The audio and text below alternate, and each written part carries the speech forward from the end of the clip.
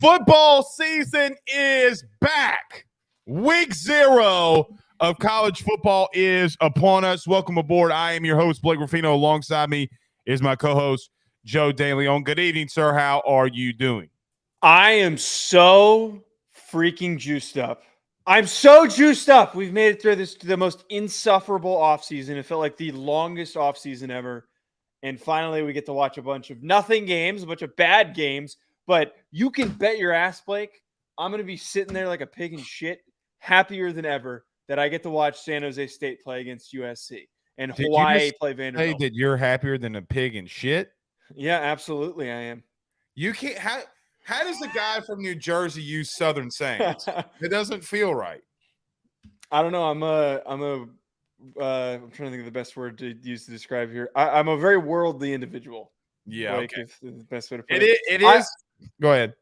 I was going to say, I think the best part about this, though, is that the first game that you're exposed to, that you specifically are forced to watch, is Notre Dame play Navy. That makes me happy that you have to watch that. Okay. What has two thumbs and doesn't have to do anything? You're telling me that you're going to forego watching that game? No, I'm going to watch Notre Dame. I'm going to watch Notre Dame underperform. They're not going to underperform. They're going to beat the brakes off of Navy. Come on now. Let's. All right. Well, I was all on the Sam Hartman train until today. I found out he had a leg tattoo and a thigh tattoo. My quarterbacks do not have thigh and leg tattoos. He's not gonna succeed. Is that a little too slutty for you? Is that what the problem is? He does. As a buddy around here said today, he does look like Eric Decker. Yeah, he does. Since he grew out the beard and everything, he does kind of give that Eric Decker vibe. I actually didn't know he had that many leg tattoos. That is a little bit weird for a quarterback. Well, it's actually for any adult male in general. Weird for a quarterback at Notre Dame. Yeah, but he's a Southern guy, isn't he? From the South? Oh, I had no idea. But I mean, name a Notre Dame quarterback that's had tattoos. Man, that's actually a really good question. I don't even. He's from Charlotte, though. By the way. That's not the South. So he's not deep South, but it's not like he's from the South. It's not like Charlotte. He's from That's way too north for me. But we'll see. It's got a lot of good games. USC plays San Jose State. I think Louisiana Tech plays. We have some interesting games. I think UMass plays somebody. I forget off the top of my head. And Joe, I got to tell you, I did go on a deep dive today. Something interesting. Mm-hmm. You know that not every year, but some of the best quarterbacks that have been in college football have not won national titles over the last 10 years. It's kind of staggering if you go down the last 10 years from 2013 to 2023. The quarterbacks are 2022. The quarterbacks that have won national titles. Jameis Winston, Trevor Lawrence, and Joe Burrow are only the really pristine, not name, maybe if you want to throw in Mac Jones, over those last 10 years that really did anything. Stetson Bennett, Deshaun Watson's also in there. I mean, he was pretty damn good himself. So it's going to be interesting to see. Stetson Bennett's obviously the two-time winning one too. So it's going to be a really interesting college football year too, but we got a lot of good games in week 0. Yep. That game with Notre Dame's in Dublin, correct? Yes, it is. I was almost going to – my camera would work properly. I was almost going to go to that game. I actually bought me and my brother bought my dad and my stepmom tickets, so they're going to that game in Ireland. I'm missing out on that trip, but they did it before. They did it back in 2012. We actually just launched a Notre Dame show on Believe called Lucky Underdogs with CJ Prosise and Devin Butler, and they were talking about it today on like what that experience is like. There is actually a pretty big fan base for fans of Notre Dame in Ireland, as I'm sure you could probably assume. Well, when your name's the Fighting Irish, I would hope so. Yeah, I would hope so. So week 0, college football is back. We did have a lot of scrimmages this weekend too that is going to produce one topic today, our quarterback talk. Some quarterbacks are named, some quarterbacks are not. We'll talk about that as well. The biggest upsets that we think that may happen this year as well. I got one. Mine are somewhat chalky upsets, but nevertheless, I do think that they're upsets. I'm sure that you pulled out like a UTEP over like USC or something because you love like you love a wide receiver that you know or something like that. That's how you roll. I actually have both of mine are actually quite tame. I think that for what you make a really good point. I usually come with some stupid comment and some deep poll, but I have two pretty tame ones, and I think two that are very realistic. One of them I think that you're going to push back on, but we'll find out. I got like 72 of them. One, Two upset you wrote down. no, not really. I got 6, or actually 7. One that I do think that's going to give me a lot of flack: Kansas over Texas. Oh, that's an interesting one. So I assume that's not one of the ones you're going to present later because you're just throwing that. I think that's possible. I think that Kansas, Jalen Daniels is not Jane Daniels. Jalen Daniels is a really fun quarterback when he's fully healthy. They have one of the best running back duos in the country, and it's not talked about. They have a really good run game, so that's actually a really good pick. I like that. I'm not reading that, but friend of every piece of content I do, Rack of Tits. I feel like that's somebody you know. That's got to be somebody you know. Some dude in Idaho. It's a guy in Idaho. He's an Idaho Vandal fan. Never met him in my life. Yeah, okay. All right. Between Colin S. and Rack of Tees, I don't know. You got some interesting characters that you bring in here, Joe, but nevertheless, we're glad that everybody's here. So let's get rolling. We got a lot to talk about. You want to go quarterbacks first? Let's go quarterbacks first. Yeah, let's do QB play. So quarterbacks announced. We'll talk about that. I'll throw in some scrimmage stuff in there that I'm hearing. Yeah. And we can talk about that as well. So things that are happening around college football mainly we're 2 weeks away, less than 2 weeks away. Mainly 5 days away from college football gracing your TV. So going to be really fun. And then we'll talk your biggest upsets.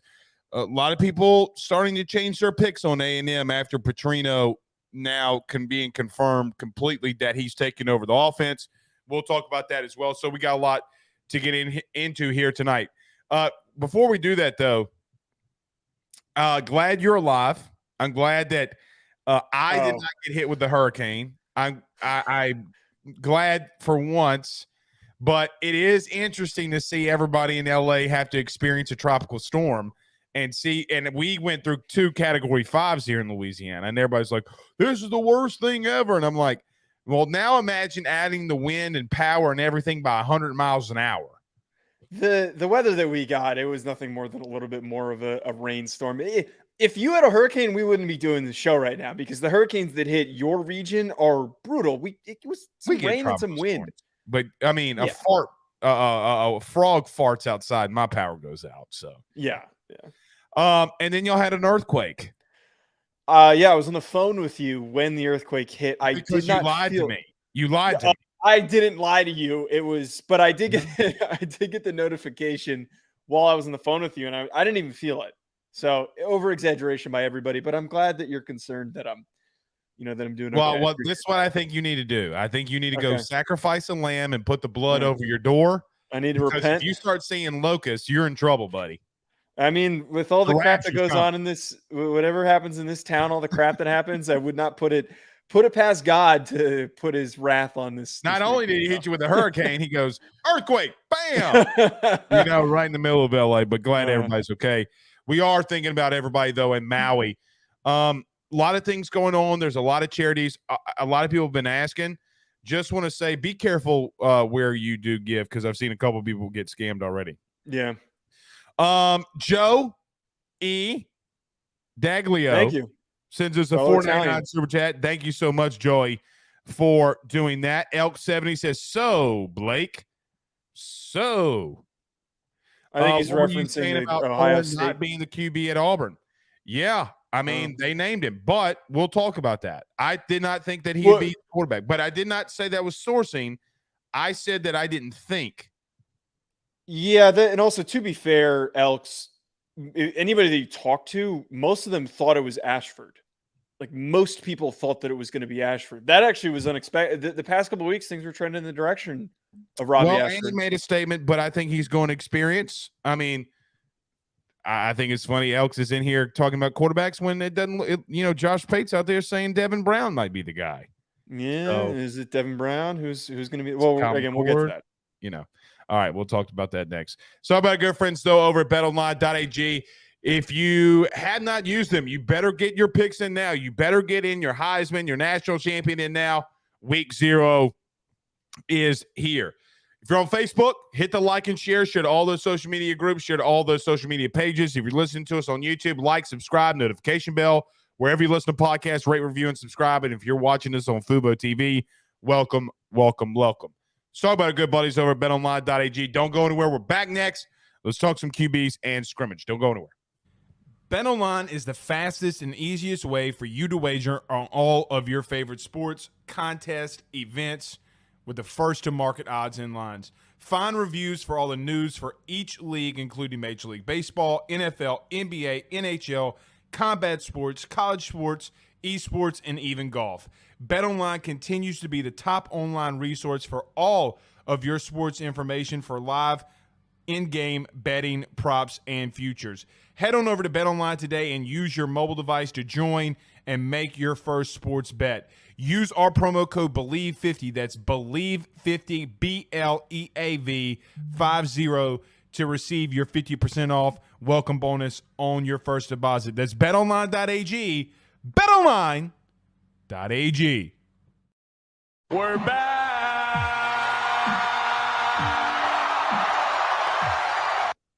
Texas isn't. Good alley-oop. Oh, my God. It's great because it didn't come from me. I didn't say anything. All right. Yeah. We do got a lot to get into. A lot of people high on them, though. It's interesting. Again, prove it. Prove it. That's all I got to say. Prove it. Need to see it first. Yes, indeed. So let's get into the quarterbacks. So Elks is in here and want to talk about Payton Thorne. So Auburn made their pick or their selection of who they're going to start week 1 at quarterback. Hugh Freeze says it was Payton Thorne. Freeze also said in a quote that, and I'm just quoting here, Robbie Ashford is probably the freakiest athlete that I've ever had at the position. It would not surprise me if he sees playing time starting week 1. Surprised about Payton Thorne or not? And are you surprised that he still said that Robbie Ashford will get significant playing time after making the announcement? So I'm surprised, but not for like the reason you would expect. I'm surprised because of what you just said there. There was such high praise from the Auburn coaching staff for Robbie Ashford as an athlete, as a playmaker, for the impact that he can provide for that offense. And it just seemed like everything was trending in that direction, that maybe they have some trouble at offensive line. Maybe they don't have as many playmakers as they would hope. So they're going to rely on the more athletic guy. But we said this when they went after Payton Thorne. They clearly were going after a certain type of quarterback, a veteran, experienced, more consistently accurate player that's less athlete, more, quick throw, West Coast style player. And right, it makes sense. He is going to be more steady. Is he going to rip off a highly impactful run? Is he going to scramble and throw out of pressure and make a crazy completion? No, he's not going to do that. But is he going to keep the offense on schedule enough that they're moving the football consistently? Yes. I'm not surprised because I think he makes the most sense for their situation. For them to win 6-7 games in 2023, a more steady player is best for them. I completely agree. I think experience plays a massive factor in here. I think that Robbie Ashford, it would seem, is not completely there in the passing game, and Hugh kind of mentioned that. I was just under the thought process that, and I still think he's going to play. I still think, and that's not me. I mean, I'm just listening to what Hugh Freeze has to say. I still think he plays week 1. I still think that he gets some reps. I still think that they have a couple package plays for him. The thing is that when you are moving into the SEC, we've seen, or really just any big Power 5 conference, we've seen coaches that don't have a quarterback that they want experience at that position unless you have a transcendent dude that you're bringing with you, aka USC. We saw Urban at times wanting to go to a more veteran style of quarterback. We saw JT Barrett play more than he probably should. He had a lot more younger talent underneath him. But we just see coaches do this all the time, not playing the guy that maybe is more talented but has the more experience. You could obviously make that argument at Penn State the last couple of years. Will Levis goes to Kentucky, And obviously they had Drew Aller that was behind your boy there last year. I don't think that this is a massive surprise. I don't think that you pulled a rabbit out of the hat here, but I do think that it makes them a little bit more dangerous in the sense of that, hey, man, you can't just, stack the box and try to stop the run against them. You're going to have to compete against them through the air. So Payton Thorne, not that big of a deal, but I did think it was highly interesting that Hugh Freeze did say that Robbie Ashford's the most athletic dude that he's ever had at that position, especially when he had your boy at Liberty that got drafted from by the Titans. He was a freak. And he was a freak. So yeah, I do think that that's some pretty high praise for Robbie Ashford. Well, so here's one thing that kind of comes to mind, though. The outcome is not unexpected for everything that we just talked about there, but like, where do you stand on the timing of this? Because we've got 2 weeks for them until they play their first game, and you're a week away from your first game week. And this was announced at the end of last week. Is that surprising? Like for you, I feel like that seems a bit sudden in a way where they'd seen enough. I would have thought that this maybe would have been dragged out a little bit further. I think that's a little concerning for the development of Ashford, which we already kind of knew this. Like the guy's inconsistently inaccurate and he relies on his legs too much. Well, I do think that there's some philosophy in that, right? Meaning, like, look, we have 2 weeks. Okay, we need Robbie to not split time with Payton Thorne with the ones. It probably goes 70, 30, 80, 20 to get Payton Thorne up to speed. And it's just a way to get out in front of them, of Robbie Ashford not running with the ones as much as he had been in camp. I don't mind the timing because in literally next, we're going to talk about Alabama. We're going to stay in state, and you're going to probably say, well, they should have a decision by now. So if one is goose, if one is good for the goose, it's good for the gander, okay? It can't be that we look at Auburn and say, well, the timing's off, okay? And then look at Alabama and say, well, they should have had their quarterback by now, right? So I think that there's just processes to this. I mean, just seeing coaches in the past, it just all depends. And quite frankly, Payton Thorne may have just won the job and everybody knows it. It's different at Ohio State. It's different at Bama. So, I don't think it's that big of a deal, quite honestly. But moving and staying in the same state, look, I mean, I'm just going to throw this out there. This is what most people at Alabama are reporting, not us.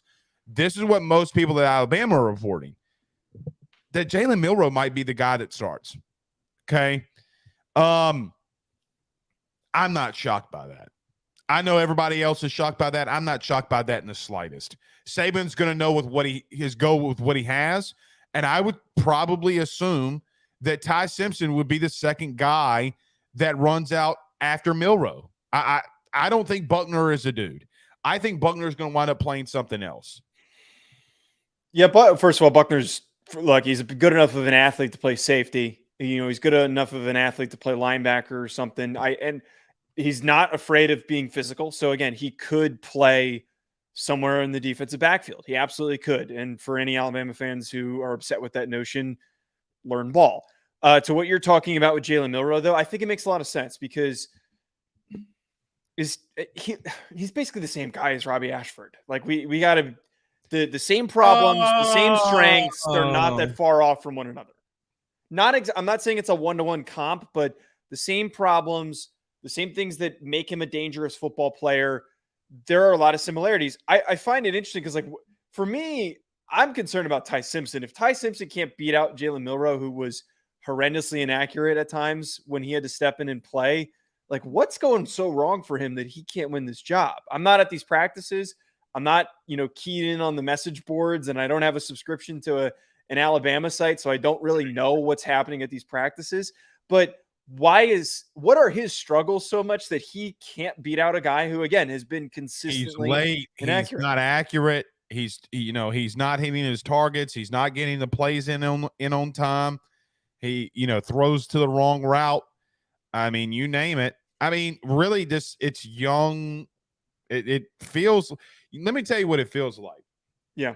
It feels like a young quarterback that's been in two systems It's moving way too fast for him, and he's just got to take a breath and slow things down. But the Lonergan kid came into the scrimmage this Saturday, and from the first play of scrimmage, this is with the ones, he throws a bomb touchdown, and Saban just blows it off, saying the kid's not going to play. The best quarterback is not even in the conversation, that being Lonergan. So, he's not going to play a true freshman quarterback. I know he won't. Unless, but see, here's the problem. When they started Jalen Hurts, Jake Coker had just won a national title, and Lane Kiffin had, with Saban, had skins on the wall, if you will, right? So when Lane goes to Saban and says, listen, we got to play this kid Jalen Hurts, he listened to him, okay? Because if you remember, Jalen Hurts fumbled the ball against USC. They run him right back out there for another series. I don't really know what's going on in Alabama. I don't think it's good for Saban that he's as giddy as he is. If Saban had a really good team, he's usually pissed off. Okay, when he's really happy, it's when his teams aren't as good, aka last year. Okay, so we'll have to wait and see. But it does, from the Bama side of things, what they believe is going to happen. Most media members there think Jalen Milroe is going to be the dude. Now, I do think Jalen Milroe, if he has worked on some accuracy things, this just pretty much, Joe, confirms to me that this is going to be Jalen Hurts all over again. This is going to be Jalen Hurts all over again, in the sense of they're going to run the football, get the ball out in space to playmakers, and just run the clock. Try to play really good defense and run the clock. That's going to be Bama, and they're going to punish you, and you're gonna feel it the next day. That's how they're going to play. That's how they're going to win.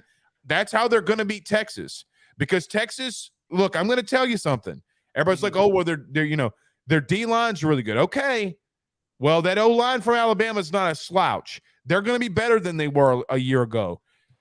I think Jalen Milroe gives them the most consistency as of right now from what we're hearing. That's a really good point. Honestly, the more that I think about it, I do agree with that notion that for what has worked for Tommy Rees, not at the quarterback position specifically, but just having a run-centric team, and also what's worked at Alabama at times is having an extra layer to your run game that you can rely and lean on a guy like Jalen Milroe to run the ball. I feel like Milroe's not as physical as Jalen Hurts was, though. That's the only but Jalen Hurts ain't run a 4.3. That's true. It's a really good point. I also think that the really big difference this year for the run game compared to last year, I was the biggest Jahmyr Gibbs fan ever. Jahmyr Gibbs was explosive. He was fun to watch, but he didn't fit the normal mold of just like bruising, physical, between the tackles, Alabama running back. And I think that they're going back to that with the freshmen that they brought in. Justice Haynes is a bit more physical. And then some of the guys that were backups last year, it's a physical group. They're going to really get back to that. And I think that Tommy Rees bringing him in, we already knew that.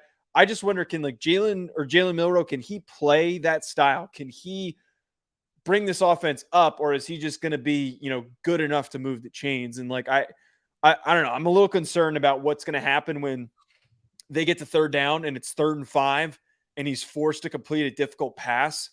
I just don't know if I can really trust him. You probably can't, but here's the thing. What if he has made progressions? I mean, Joe, he's only had a start. Like, I mean, that's true, but who's working with him though? That's the thing. Like, is Tommy Rees a quarterback whisperer? But here's the problem though. Yeah. We get so down on kids after a start against, and I might add, okay, true, the team that he played a year ago was the number 1 pass defense, not just in the SEC, in the country. Yes. So A&M had the best passing defense in the country. If you don't believe me, just go back and look it up. I mean, like, it's not that difficult to figure it out. You look at the stats. Oh, wait, the number 1 passing defense in the country was Texas A&M. Oh, well, Jalen Milroe played the best passing defense in college football a season ago. He had a start. And let's not go down this rabbit hole. I sent you a video 2 weeks ago of Anthony Richardson. making a horrible interception. Did I not? Did I Yeah, not? you did. Yeah, you did. What's the difference in what Anthony Richardson did 2 weeks ago versus what Jalen Milroe's done? So okay. the question becomes, go ahead. Sorry. the question becomes, like, Joe, we've seen this kid throw the ball 60 yards and hit a goalpost. Like, he was told to throw the ball 60 yards and hit a goalpost. He did it. You know who that also sounds like and did that a year ago? You ready for it? Anthony Richardson. So there are dynamics to this that I look and say, okay, well, the kid has a start and everybody's beating down on him. Can he just have more time to develop? Like that's the only thing that I hate with people about quarterbacks. It's like, he's got to come in and he's got to play elite now. That's not how every quarterback works, man. It's just not. I love that you're using my argument. It makes me really happy. But here's the difference, though. Anthony Richardson was on a bad team, and they didn't win any games last year. Like, they had a terrible record. And the Colts team that Anthony Richardson's going to be on, first start, he had 3 picks. Does that sound familiar? But what I'm trying to get at here is that Milroe's not stepping into a situation where it's okay if he plays bad and there's no expectation. This is Alabama. This is a top 10 ranked team right now. You think Florida doesn't have expectations? I get what you're saying, but they do, but the expectations for a first-year head coach or just for Florida's situation in general are different than the ones right now for Saban this far into his career, where there's this expectation from a lot of people that they're going to go back to the college football playoff and that they're going to compete for an SEC championship again. I'm afraid to commit to that. And like, he can't go out there and mess up. He needs to go out there and immediately hit his stride, and they need to immediately play well. They can't dick around with let's give him a week or so. Let's see how comfortable he gets. He does have a week. That's a good thing. He does have week 1. If he shits the bed, they lose to Texas. If he has multiple picks, multiple turnovers, more than one turnover, they lose to Texas. That needs to be established. Yeah, I mean, do I feel like we just had the cover pulled over our eyes, though, and this kid's going to come out here and do something special? I wouldn't be shocked, and we're going to be, punching ourselves over. I'm not. I never trashed the kid. I'm not trashing him. I'm just being realistic. I'm just being honest on this one, too. Your boy's 4-0 on quarterback talk versus you because you ripped on You ripped on Aiden O'Connell, and all he's doing is a backup. He's a backup. He's a backup quarterback. He's a good he is designed to be the perfect backup quarterback, and he's going to stick around for a long time as a backup quarterback. He's one of the top 64 quarterbacks in the world. Yeah, I think that he's going to be a great backup quarterback. Out of the league in 5 years. You don't know. He is going to be a great backup quarterback. Is there a ceiling above that? Absolutely not. All right. Carson Beck was announced at Georgia. By the way, did you see the there's a lot of things that have been put out there. Okay. Well, first off, you know what he looks like? Can you pull this up? You ever heard of the movie Ice Age? Oh, you're talking about. Can you pull up the sloth and then put like a picture of Carson Beck next to it? I don't know how I can do that. Wait. Where is he looks like the sloth off the Ice Age. Okay, so first off, like that's the sloth from the Ice Age, okay? So everybody that's listening to us on YouTube, on podcast, I'm sorry. And that's Carson Beck. He looks like the sloth from Ice Age, dude. Tell me I'm lying. Well, okay, so no, you're 100% right. But I think it's so effed up that everyone's like, man, this is the guy who's supposed to lead Georgia back to a national title. Like Stetson Bennett's a looker. Like, what are we worried about? But I will say, he doesn't look like a sloth, though. Here's the difference, though. There's a screenshot of him trying to talk to a girl, and that has to be the most uncomfortably awkward interaction I have ever seen. My man has no riz. He's got no juice. He's got nothing. I'm a little worried, man. Maybe we should be a little bit concerned with the lack of juice for Carson Beck. I mean, basically, he just said, that them titties I mean, made him the point. excited on sight. He gets right to the point. All right, but here's the truth. Yeah. There are a lot of guys that send that kind of stuff to girls. The only reason that this is being blown out of proportion is because he's a starting quarterback at Georgia. Yeah. This happens Joe, the first day of school at most colleges started today. Do you know how many girls probably got a Snapchat that said something similar to that? A lot. I played with enough idiots that talk like that, right. So I know exactly what you're talking about. But Carson Beck, let's get back on the field instead of talking about his Snapchats and him looking like the sloth from Ice Age, which you better clip. Carson Beck is named the starting quarterback at Georgia. Not surprising there. I still think he's a really good talent. He's got a really good arm. He's been pretty accurate. He's come in multiple times in relief of Stetson Bennett. He's looked pretty good. Looked good in the national title game. I don't really think that they take a massive step back, really, offensively. I know a lot of people think that they do, but I think they have arguably the top two best offensive lines in the country. So I don't think that they take a massive step back. I think their running game's on point. I think he's got good wide receivers. And look, Bobo's not as bad as the OC as people make him out to be, okay? Yeah. So Carson Beck to Georgia. You want to add anything to that? No, I mean, this is such a foregone conclusion. Brock Vandergriff, the main takeaway from this is he is underwhelmed significantly. He was supposed to be this tremendously great player that was the next up-and-comer. It couldn't even beat out Stetson Bennett last year, who many people laughed at the fact that he was coming back, and he obviously caps things off with the second national championship. His legacy is forever cemented in Georgia's history. I think that Carson Beck, though, but some people are giving him a hard time just in general and thinking that, like, oh, is this guy going to get the job done? I've seen nothing but good things from him when he's had to step in. And I know that it's coming in garbage time, but he has all the tools and all the capacity to maybe outplay the performances of Stetson Bennett. I know that is, some people might say, a hot take.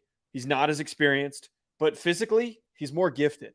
And he's joining a team, an offense that has really good running backs, one of the best offensive lines in the SEC, and one of the best receiving rooms in the SEC, and the best damn offensive weapon, maybe in all of college football, in Brock Bowers. He's not going to have any problems. What's interesting, though, since the year 2000, the most talented quarterback isn't usually the one that wins a natty. Well, to that point, then, he doesn't need to be the best in the country. He doesn't need to be Caleb Williams. He doesn't need to be Caleb Williams. He doesn't need to be Jalen or Jaden Daniels.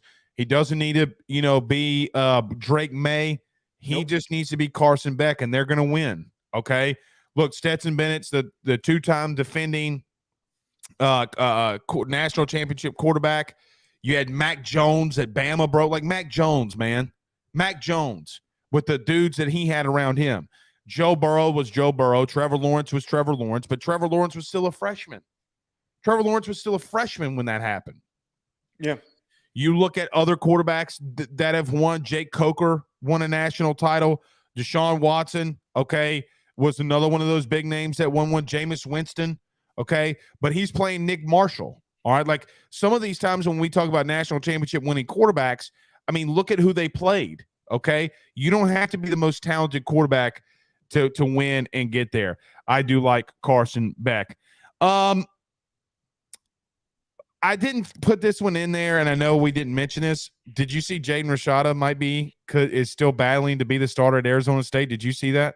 I did see that, and my only take on this is if you watched enough Notre Dame games last year, you know that Drew Pine stinks, and I'm willing to bet he's stinking things up in practices. He's hurt. Oh, he's hurt? Oh, that makes me feel like a dick now, but Jaden Rashada is good. He should be starting if he's hurt. You know what's interesting? When I saw that article from the people out west in Arizona, you know what the first thing I thought about? What? Was, well, man, could this kid have beaten Graham Mertz? Well, they should have gotten him his money. Boy, isn't that going to look bad if this kid comes in there and starts really doing something and Graham Mertz stinks to bed? That's going to let me tell you what puts – because people are like, oh, well, let's wait for DJ Lagway. Napier's got Tom. If Jaden Rashada goes into Arizona State and lights things up, people are going to be pissed. You know what, though? because Florida fans are probably some of the most irrational fans I've ever interacted with. You don't say. Their response would be, "Oh, he's just going to transfer to us in a couple of years." That's what the response would be. No, he's exactly. He's not. All right. Last one. Then we'll transition to some upsets. The Ohio State University, Devin Brown versus McCord. What you think? I'm surprised that we've had this much of a seesaw. At one point at the beginning, it felt like it was Kyle McCord, and then after spring ball, it was Devin Brown, and at the beginning of training camp, it was Kyle McCord, and we're back now to Devin Brown. But there's apparently a split decision amongst the coaching staff, which has put us in this spot where they haven't picked who the guy is. I just would have thought that they would have gone with McCord. I feel like McCord's been a good player when he stepped in. He's a highly rated recruit. Was a really talented kid out of the Philadelphia area when he came in and stepped in. I just don't see what like the big difference you get with Devin Brown. Like what's the big, except that he wears a horrible number with 33, which is not a quarterback number. Well, okay. I mean, I do agree. And here's the interesting thing. Okay. They play at Indiana. Okay. Week 1. So it's not like they play Youngstown State or whoever in the Rudy Poo week 1 where they could battle out who like they're going to have to figure it out moderately quick. I mean, I don't think Indiana's going to beat them. I don't think they're better than them. All I'm saying is that you can't work things out week 1, right? Like you can't work things out, which does beg the question, Joe. It does beg this question. Should there be like a preseason college football game? Well, I mean, don't most of these schools schedule their own basically preseason games by playing Slappy State? Yeah, but a lot of them play week 1. So, but look, whether it's Devin Brown or McCord, I think it's a good problem for them to have. I don't think that this is a bad problem. No. If you have a coaching staff that's split, and Ryan Day, and I'm just quoting him here, says they both deserve to play. That was the quote that he gave when asked. The thing that I look at from that perspective is it's just such a really good problem that you're split. Okay. Now, Ryan Day's got to make the ultimate decision. He's got a week to make, or more than a week. I mean, he doesn't really have to make a decision until game time, really. And he might go that whole length. Let's see what he does. And maybe both of them play. Who knows what happens there? I do think that if there is one, I think both of these guys are going to play since the staff seems somewhat split. Excuse me. Yeah, and it's not like they need a competitive advantage against Indiana. But to your point, you can already see, though, that's the main, I think, the key takeaway here. Whoever wins this job, there is noticeably a different feeling around this conversation than there is with the Alabama one. You're in a situation here where you have 2 really talented kids, 2 top highly rated recruits who are battling it out, and one of them is going to win the job. It's not like at Alabama where you've got 3 guys and you can't make a decision and you're kind of forced to pick the best of the worst. Maybe I'm going to end up regretting making that statement at the end of the season, but it seems like this is a battle between 2 guys who are just really good, and one of them might end up transferring and going being a really good player elsewhere. I just got tagged in something. Jeff Rubble just tagged me in something. I guess it's elk. Which that's kind of funny. Look, I do think that they have a good thing going there. I mean, look, going on the road in a conference environment is never easy. Any game really, unless you're going to like Vandy or Rutgers or somewhere like that. But we'll see how this transpires. I think they'll be fine. So yeah, we're there and we're here for week 1. We'll talk about the week 0 games. Wednesday. Wednesday, we'll talk about week 0 games and looking forward to that as well. You want to get to these biggest upsets, some of the biggest upsets we think that may happen during the year? Yeah, let's do it. All right, let me start off with this. Down goes Ole Miss. Down goes the Rebels. You're saying Tulane? What if Tulane beats the Ole Miss Rebels after beating USC? I said this months ago, and you dismissed me. You They're are not the beating Ole Miss. worst. They're not beating. Okay, So look, good. I'm not picking Ole Miss to lose, but what if they did it? I think they could have beaten them last year. I don't think that they beat them this year I don't think because they beat them this year either. I really like Michael Pratt. They've got some really good football players. They've got a really good coaching staff, but Ole Miss has gotten better. Like Ole Miss is improving. Ole Miss is one of the top teams in the SEC, and they're a top 5 team in the SEC right now for me. They're a middle tier team in the SEC. Still, that's an uphill battle to look. The thing is, though, is Troy put up a pretty good fight against Ole Miss last year, and Tulane's better than Troy. If someone could do it, and there's a really weird random G5 upset, this is the one. Troy is the university that's always on the brink of upsetting a Power 5 opponent. But they never do it. So look, I'm kind of joking with the Tulane and Ole Miss. I think Georgia's going down in the regular season. I really do believe that. I don't think that they're going to go undefeated again. I don't think that they go 2 straight years, really, and let's call it what it is. Now, correct me if I'm wrong, in 2021, they also did not lose a regular season game.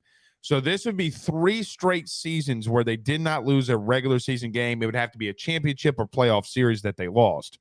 Mm-hmm. Missouri or Tennessee is going to take them down. The likelihood, Joe, of Georgia going undefeated again in the regular season is not likely, because it doesn't ever really happen that you have 3 straight regular seasons where that happens. Look, we've seen dynasties in college athletics.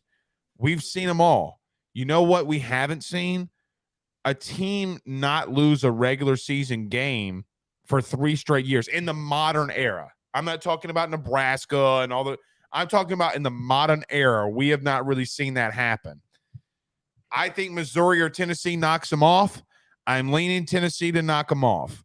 So doesn't mean that I still think Tennessee could lose 2 games, okay, because I think that there's teams out there. I just think that they're not as deep as some would believe. They lost their center for a little while. Let's see, Cade Mays.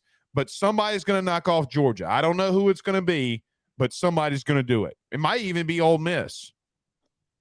I don't disagree with this because it's a really good point. I feel like and we saw this last year, if Georgia's going to lose, it's probably not going to be one of their premier opponents. And also any loss that they have is going to be an upset. You know, the best team in the country. Any loss that they have, Joe, this year is an upset in the regular season. I don't think that Tennessee is the game, though. I think what you said, it's like Missouri or Ole Miss, a game that is a foregone conclusion. And again, we saw this happen last year where they toyed around a little bit too much with Missouri and it was close and they ended up pulling out and winning that game. I think it's certainly very, very possible that this upcoming season, I agree with you. I don't think it's very likely that they go undefeated again. It is such a difficult thing to go undefeated that many times in a row. That is a massive, significant record that they would be chasing, which I believe is Oklahoma has the current record for most consecutive victories. It's like 50 something. Right. I think that they're a great program, but to achieve that is almost impossible in modern college football. I do think, though, if that does happen, it's a Missouri or it's like an Ole Miss, like you said. Definitely could happen. What about you? What's one for you? I think that mine is one that's you're going to disagree with. So you're very high on Penn State. And I think Penn State's going to be a really good football team this year. But they face off with a team not named Michigan, not named Ohio State earlier on in the season. That being having to travel to play at Illinois. And I have noticed so much disrespect for Illinois this entire preseason. They just named Luke Altmaier their new starting quarterback. He comes from the SEC. They have a pretty strong offensive line, but most importantly, their defense is really freaking good. And their defensive line has a bunch of NFL defensive linemen on that defensive line. I would not be shocked, like we saw almost happen last year, where Michigan couldn't run the ball against Illinois and they almost lost to them. I am willing to put my name on the line here that I think that Illinois can pull off the upset and beat Penn State. just how far down the rabbit hole have you gone since Brett Bielema quote tweeted you? Is that what this is all about? I have always he quote tweeted me because I was in on them before he quote tweeted me. That is why. It wasn't because he didn't quote tweet me and I suddenly started being in on Illinois. I have been on Illinois the entire time.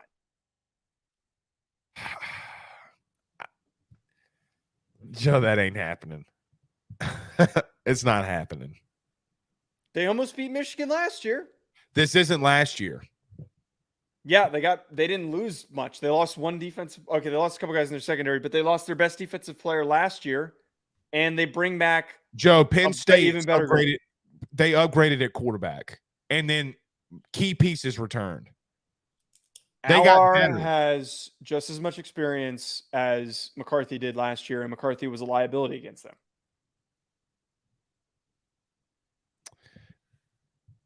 Darren says Penn State going down like a.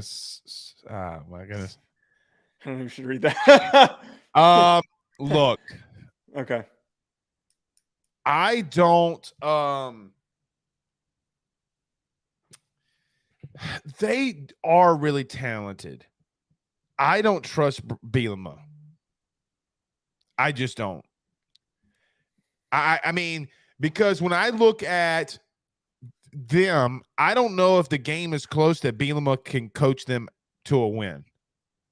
Like, okay, cool. He was good at Wisconsin. Okay, but cool. Does James Franklin have a track record of like beating Ohio State in a close game?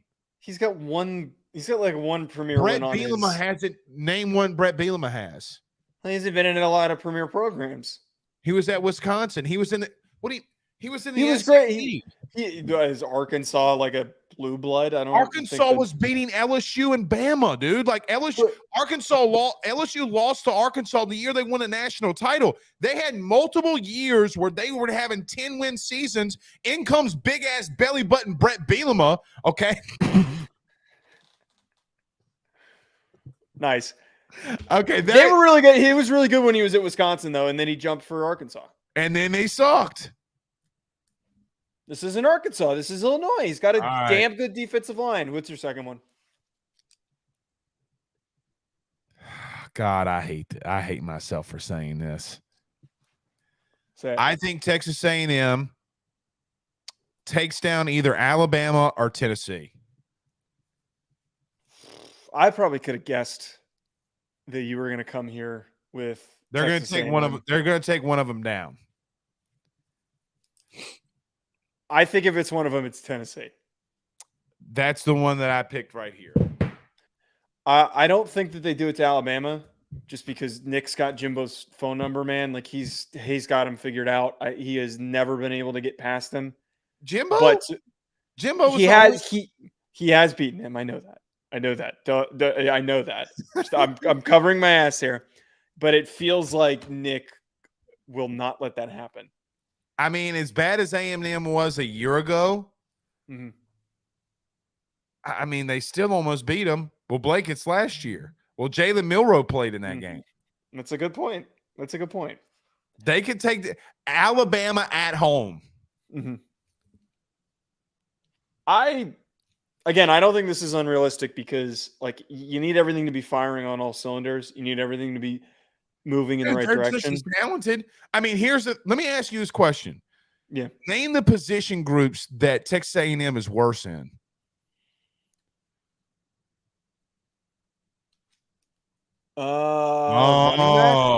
Running back, offensive line. They got 2 5-star running backs. Dude, Le'Veon Moss and who was the kid? Reuben Owens. That's a good point. Not A-Chain. Who's returning? I know who you're talking about. I can't think of his name. Is escaping me. God dog it. But they have production returning. Joe, here's another thing that we don't talk about. Dude, I know I made a joke about their wide receiver room sucking, okay, and it backfired because I was just trying to make a joke. They might have the second or third best wide receiver group, not only in the SEC. You could put their wide receiver group in the top 5 in the country. Like, buddy, we start going down this list now. We start going down this list. I just think that the problem is why I'm not, again, I've never been fully in on Texas A&M is yes, they have the ceiling to be a top 10 team, but They ain't it's never a had lot this of kind of talent, though, buddy. it's a lot of young undeveloped talent. So it's like Miami has a lot of young undeveloped talent. So it's a kind of that same, there's two sides of the coin. Are you top 10 or are you Miami? Let me ask you this question. Would you rather Connor Weigman or Jalen Milroe? Connor Weigman. Would you rather Petrino or would you rather Tommy Reese? Petrino, it's a good point. So again, we start talking about if A&M has had a track record even with bad offenses, okay, scoring points and keeping that game close, and then they beat him at home a couple years ago, man. You know what? For one of the first times ever, you've talked me into this. You've talked me into this. I can see it. It could happen. Now they go to Rocky Top the next week, or let me make sure that. Are they back to back? They can't do both. They're back to back. So in the next week, they go to Knoxville, and they're going to go 1-1 in that stretch. And you know what's going to happen? I also think that they go to Miami and win. Okay. And then you start getting to a place, Joe. Think about this. If they do beat Miami and they do beat Alabama, Joe, they're going to be in the top 5. Well, so what I was going to say is I think what's possible here is that one of these upsets is pulled out and then they only finish with 8 wins. Like, I think that is that I can feel that game, happening. You're correct. The Tennessee game is where they could start losing things. That they have arguably the most brutal stretch in the SEC to some extent.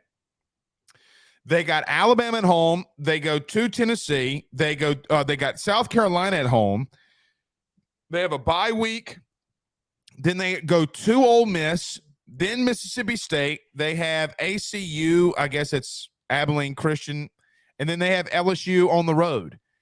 They arguably have one of the more brutal schedules after that Alabama game. But if they're able to take down Miami and they're able to take down Alabama, they go into Knoxville undefeated. Buddy, we're having a whole different conversation about them. A whole different. If they do that and they go into Knoxville undefeated, a lot of people are going to say A&M has a chance because they still arguably may have the best passing defense in the country. They have really good defensive line units. If they're undefeated going into Knoxville, we have you can make the argument outside of LSU, Alabama, Georgia, that would be the premier SEC game in the country. Like that would of the season, maybe. Not named the big boys. All right. That also wouldn't be an upset then if they beat Tennessee. Well, Tennessee would probably also be undefeated. So you have a collision course. Let's see if that happens. Let's just see if that happens. It's possible. All right. My second one. Your second one. I'm not pitching that this. I'm not saying that this is 1,000% going to happen. This is not like the Illinois pick, but I think that this is kind of a cliche pick. This is one that could happen in week 1. Duke plays Clemson week 1. Duke is a sneaky, unexpectedly good team. Mike Elko is a really good head coach.